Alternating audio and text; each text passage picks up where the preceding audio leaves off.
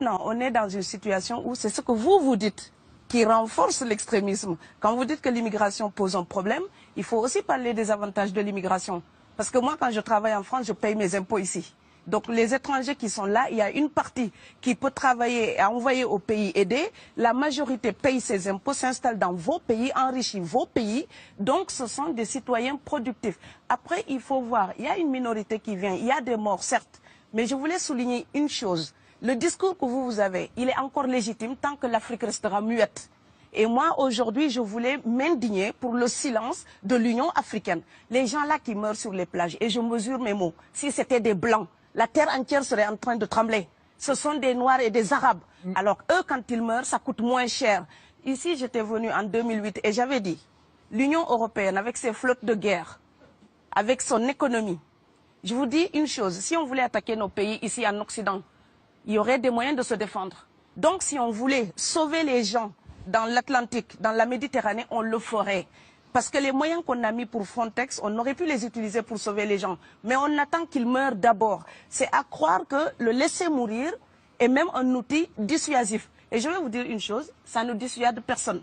Parce que quelqu'un qui part et qui envisage l'éventualité d'un échec, celui-là peut trouver le péril absurde et donc l'éviter.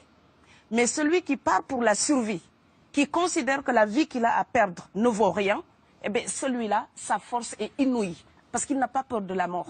C'est exactement pourquoi il faut fermer des frontières complètement. Il faut sauver l'Afrique et sauver l'Europe. Vous ne pourrez pas rester comme des gens. Vous ne resterez pas comme des poissons rouges dans la forteresse européenne. La crise actuelle nous a démontré ça. Au jour d'aujourd'hui, l'Europe ne sera plus jamais épargnée tant qu'il y aura des conflits ailleurs dans le monde. L'Europe ne sera plus jamais opulente tant qu'il y aura des carences ailleurs dans le monde. On est dans une société de la mondialisation où un Indien gagne sa vie à Dakar, un Dakarois gagne sa vie à New York, un Gabonais gagne sa vie à Paris. Que ça vous plaise ou non, c'est irréversible. Alors trouvons une solution collective ou bien déménager d'Europe parce que j'ai l'intention de rester. Quand quelqu'un part, c'est comme quelqu'un qui est élu, choisi, peut-être le plus débrouillard. Et il y a tout un clan ou toute une famille qui pose son espoir sur cette personne-là.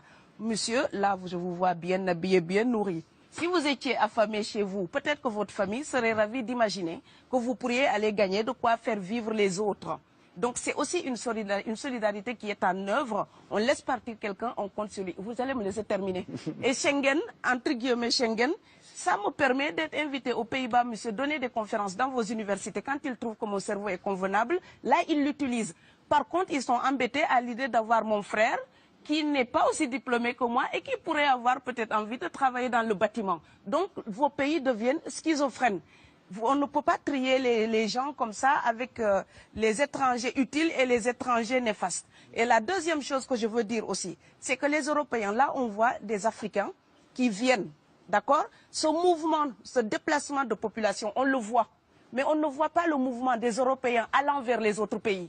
Alors celui-là, c'est le mouvement des puissants, ceux qui ont l'argent, ceux qui ont le bon passeport. Donc vous allez au Sénégal, vous allez au Mali, vous allez dans n'importe quel pays du monde, au Canada, aux États-Unis, partout où je vais, et je voyage tout le temps, je croise des Français, des Allemands, des Hollandais. Je les rencontre partout sur cette planète parce qu'ils ont le bon passeport. Donc, comme avec l'exotisme, l'Europe s'était arrogé le précepte unique, unilatéral, de l'exotisme. Les autres sont exotiques. Alors que pour quelqu'un de mon village, il n'y a rien de plus exotique que quelqu'un d'Amsterdam. Maintenant, pour l'étranger aussi, pour les voyages des temps modernes avec la mondialisation, quand les pauvres viennent vers vous, il y a des mouvements de foule qu'il faut bloquer.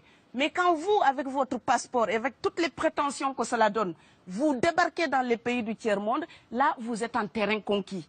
Donc, on voit les pauvres qui se déplacent, on ne voit pas les riches qui investissent dans nos pays. L'Afrique se développe en taux entre 5 et 10%. Ce n'est plus de la progression, c'est de la surchauffe. Sauf que quand des pays du tiers-monde se développent et qu'ils n'ont pas les moyens, pour gérer tout ça, il faut une ingénierie, il faut une formation, il faut des populations pour installer une démocratie. Là, cette surchauffe-là, vous avez besoin qu'on reste dominé pour servir de débouché à l'industrie européenne. Alors il faut arrêter l'hypocrisie. On sera riches ensemble ou on va se noyer tous ensemble. Et je pense que l'Afrique et l'Europe, par exemple, sont là comme des enfants qui se regardent à travers un miroir déformant. Il serait enfin temps qu'ils se respectent, enfin qu'elles se respectent suffisamment pour pour que l'Europe arrête de nous envoyer ses déchets industriels pour construire avec nous de véritables industries, pour que l'Europe participe à ce développement et que l'Afrique, 60 ans après les indépendances, arrête de dire c'est la faute des autres. Au bout d'un moment, indépendance, c'est responsabilité. Si nous sommes vraiment indépendants en Afrique, nous sommes aussi responsables de notre destin. Et ça ne se fera pas sans les Européens et l'Europe ne s'en sortira pas sans l'Afrique parce que sinon nous serons un boulet que vous traînerez. Donc ce monde-là est lié et je pense que l'entente, je rêve d'une entente, d'une fraternité. Oui, je sais, ça fait bisounours. Mais il me faut garder cette utopie-là pour garder le courage d'écrire toutes les nuits. Parce que j'ai fait le vent de l'Atlantique il y a bientôt 12 ans. Aujourd'hui, à l'époque, quand je parlais de dizaines de morts dans l'Atlantique, on me disait « tu exagères ». Maintenant qu'on les ramasse par milliers, je suis absolument triste de devoir réaliser tout simplement qu'en tant qu'auteur, je ne fais que répondre à l'injonction de Schiller. La dignité de l'homme est remise entre vos mains, gardez-la.